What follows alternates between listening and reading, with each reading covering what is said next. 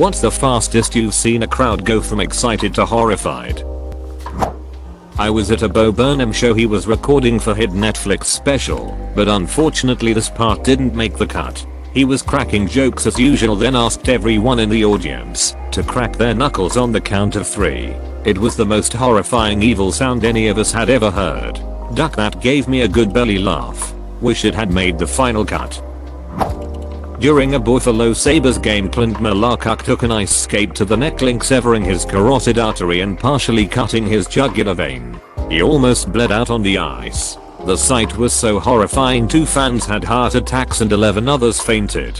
Numerous fans vomited at the sight of all the blood. Malarchuk thought he was going to die on the ice, so his only thought was getting off the ice, so his mom didn't have to watch him die on TV. He asked for a priest and had the equipment manager call his mom to tell her he loved her.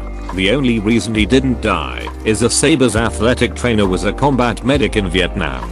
My parents were at the game and said that most of the fans assumed the worst and that seeing the ice turn red was one of the more horrifying things they'd seen in person.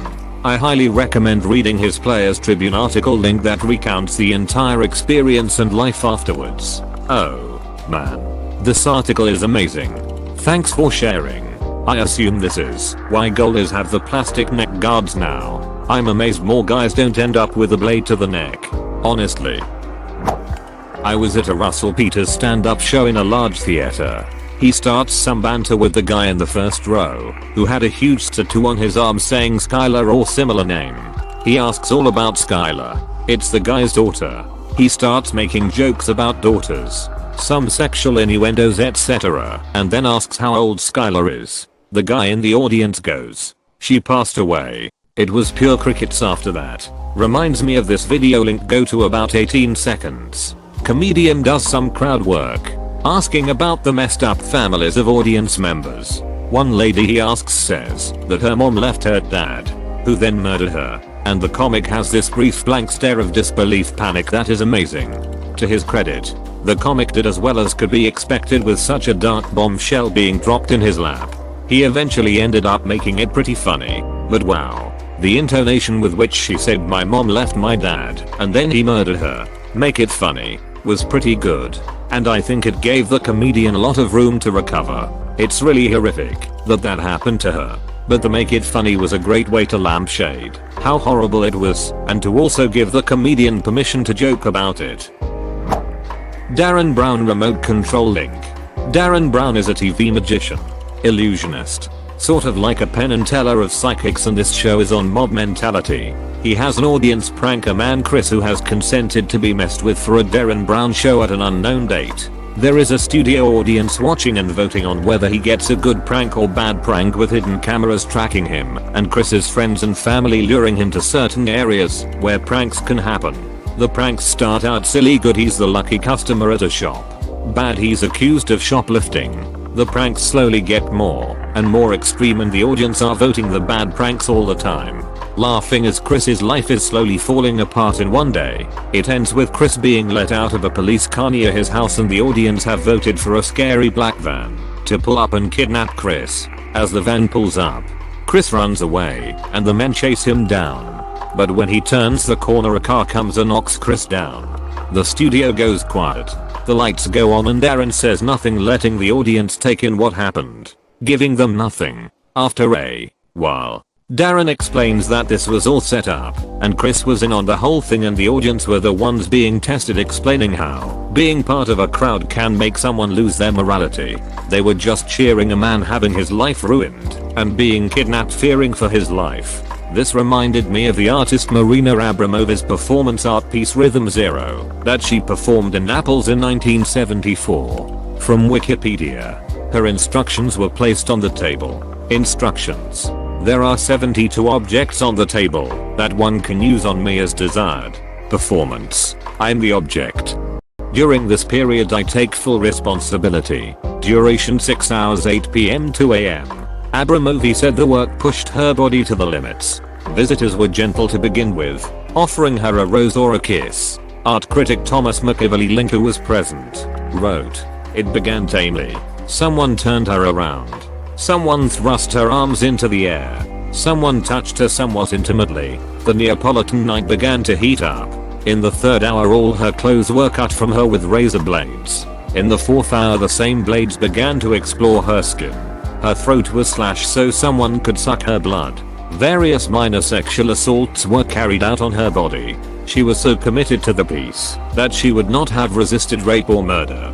Faced with her abdication of will, with its implied collapse of human psychology, a protective group began to define itself in the audience. When a loaded gun was thrust to Marina's head and her own finger was being worked around the trigger, a fight broke out between the audience factions. As Abramovi described it later, what I learned was that if you leave it up to the audience, they can kill you. I felt really violated. They cut up my clothes, stuck rose thorns in my stomach. One person aimed the gun at my head, and another took it away. It created an aggressive atmosphere. After exactly 6 hours, as planned, I stood up and started walking toward the audience. Everyone ran away to escape an actual confrontation. Budweir's press conference that turned into a filmed suicide. I was at a 4th of July fireworks show in Fort Walton, Destin, Florida. The show was being staged from the inlet from the Gulf of Mexico to the bay. People were watching it from the other side of the inlet, the Highway 98 bridge, and from their boats on the water. The first salvo launched, but one of the shells exploded either in the launch tube or just above, and ignited the rest of the show on the ground. Some launched a little bit before exploding.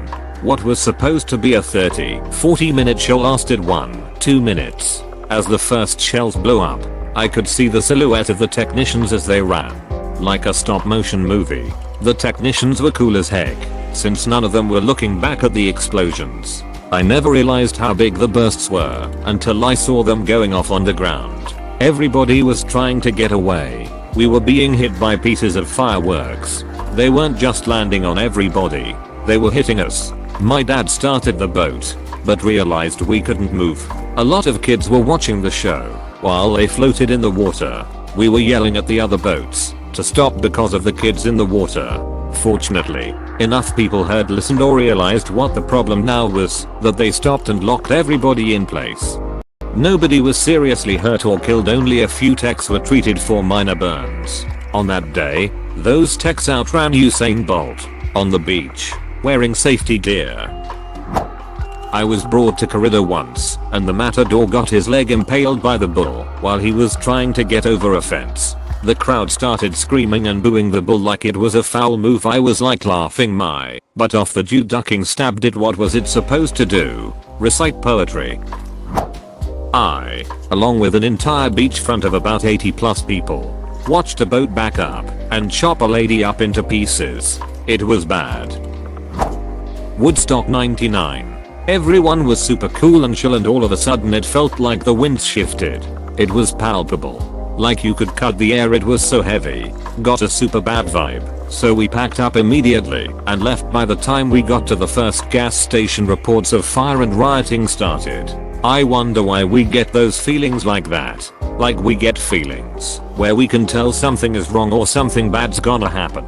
Human brains are insanely good pattern recognizers. So good that we can recognize and take cues from things we don't consciously perceive. 10 years ago or so, I was watching fireworks for 4th of July with family and friends. You know how the show usually ends with a bunch of fireworks going off at once? Well, that seemed to be what was happening. So people were cheering. One of my friends suddenly gets up, turns to us and says, "Something's wrong. We need to move." I had no idea what he was talking about. But in that moment, I noticed that one of those big bull fireworks had gone oof near the ground, showing only a fraction of the bull. Literally a second later, fireworks were shot into the crowd. It's not like movies. There was no screaming or fleeing for our lives. Everyone just froze. Only 2 fireworks exploded in the crowd. At that point the fireworks were spent, and there was just a deadly silence. Only one of the fireworks hurt anyone. It was one of the ones that are small but really loud. I think a mom and her son were hurt, but even as EMTs rushed to treat them, the silence still hung over the crowd. Very slowly, people started to walk out of the park somberly. An American comedian in the Republic of Ireland saying, how happy he was to be in the United Kingdom. Similarly, a Canadian band hollering "We Love England" at the beginning of their set in Glasgow. Yikes. Went to see the Pokemon movie with my fellow group home residents as a treat. There were maybe 70 of us there. Most had never been to a movie theater before, so it was a pretty big deal. The house even splurged to get everyone a small soda, candy, and a portion of popcorn. This was literally the best day of most of our lives so far. We get settled in, taking up most of the theater. When the credits started and the lights dimmed, we were so excited. Pokemon, the movie, was about to freaking start. Opening ads start. We are silent the whole time in anticipation. Then the credits never ended. We thought, because this one ad seemed to go on forever, some kind of a spoof of an alien movie, maybe a play on Star Trek. Credits rolled. Lights turned on. Nobody spoke. Every single face was deflated and so freaking disappointed. Someone screwed up and played Galaxy Quest instead of the brand new at the time Pokemon movie. Nobody talked the whole way back to the house. But as soon as we got there, so many kids lost it. I didn't end up seeing it until like 10 years later. And it blew mind, haha. You guys watched a whole other wrong movie at the theater. Last week at a BLM protest, they were letting anyone come up and speak through a megaphone. This man got up and started talking about his newborn son and how he wanted to make sure we have a better world for him. He then started talking about love and unity, and the guy essentially had the crowd eating out of the palm of his hand. Then he brought up Bill Cosby and how he was arrested on allegations, and the crowd turned instantly. The entire assembled students from the elementary school where teacher astronaut Krista McAuliffe taught at, who were broadcast "Live to the World" as they watched the Space Shuttle Challenge explode seconds after takeoff, killing all hands on board, including their teacher. Philadelphia July 4th fireworks show in a public park downtown. I think 2013. We are all in a field on blankets watching fireworks when we see in the distance a wall of people running at us. Someone yells they are shooting guns, and suddenly it's everyone running. Turned out to be a false alarm, I think. Very surreal to be a part of a mob like that. Several years back, and my band opens up for a hardcore punk outfit from Illinois at an all-ages venue, where they have a sci-fi theme to their show. The singer dresses up as a mad scientist and the other 3 members dress up as his evil robots. They also have old television sets plugged in around the stage playing 1950s B horror movies while they play. No one, including the people running the venue, have ever seen these guys play before. But going off of the theme, we are expecting something awesome. That is until I'm backstage putting my equipment away and notice them all pounding back shots of tequila. When it's their turn to play, they are so hammered they can't even make it through one verse of a song. The singer ended up drop kicking one of the TVS into the crowd of about 200 people, which caught fire. This caused the sound guy to end their set right there, and they were banned from the venue for life. I've never seen a crowd go from happy to oh shit so fast. There was a guy performing risky stunt dives in a river for money. He pulled off great stuff and people were clapping and clearly hyped. One of the tricks went really bad, and he crashed headfirst into a rock from a decent height and killed himself. The premiere of the trailer for Devil 2010 at San Diego Comic-Con. It was at the annual trailer park panel, where they just show trailers for upcoming movies for an hour or so. It's Hall H, the biggest at the con, and it's packed. The trailer plays. People are invested. You could hear a pin drop. Then the words display on screen from the mind of M. Night Shyamalan. Immediate uniform disappointed awe from 2,000 people. Then everyone cracked up, because we all felt the exact same way. I don't know that horrified is the right word, necessarily, but still. I wasn't present, but the Sugarland stage collapse must have been up there. Link. This is the most recent example that comes to mind. Link. A friend of mine decided it would be fun to try and see if he could smash a beer glass on his head. Up until then he was just being an enthusiastic drunk and had some positive attention. He then decided the beer glass thing was a good idea and promptly executed it. Head wounds bleed a lot in the first minute. Crowd went from "oh, your cute Fuwaki's gonna die" I sobered up in an instant and got a semi-clean towel for him to stop the bleeding. Thankfully head wounds also stopped bleeding pretty quick in most instances. Edit, I put a link to the show on YouTube at the bottom. If you want to watch, don't read the end. There was a Darren Brown show called Remote Control. It was all about the effects of mob mentality. The crowd had to decide whether something nice happened or something bad happened to the same person. Each time the thing would be better or worse than the last. Eventually it led to them deciding that he would be kidnapped. They were all watching live on hidden cameras in a studio, by the way. When the kidnapping was attempted, it showed him evading them, but running into the road and getting hit by a car. The whole crowd gasped, and eventually people asked the filming to stop. The last part was just an actor stuntman though. Edit, found it on YouTube link. Edit 2, thanks to Usla Kerwiker for the timestamp link. Detroit Tigers almost perfect game. We all saw the play and the dude was out. We all start celebrating. Then we slowly realize the ump called him safe. Celebration quickly turned to the opposite. Technically not horrified, but still the fastest 180 I've seen or been a part of. When working on a kids show, a child goes missing within the first 15 minutes of the show starting. Show had an emergency stop, so the parents could plead for the child to make himself known. Nobody was allowed to leave their seats or leave the building. Whole building had to be searched. Everyone assumed the worst, but after half an hour they resumed the show, even though the kid still had not been found. 10 minutes later we got word that the kid had wandered out of the building and was found safe and sound around the corner. To make matters worse, the show was Rapunzel. You know, where the story centers around a kidnapped child. I was at a Van Halen concert a few years back, and David Lee Roth comes on the mic and says this next one is from our new album. At my friend's wedding, the groom kicked the flower boy. He was no more than 10. So yeah.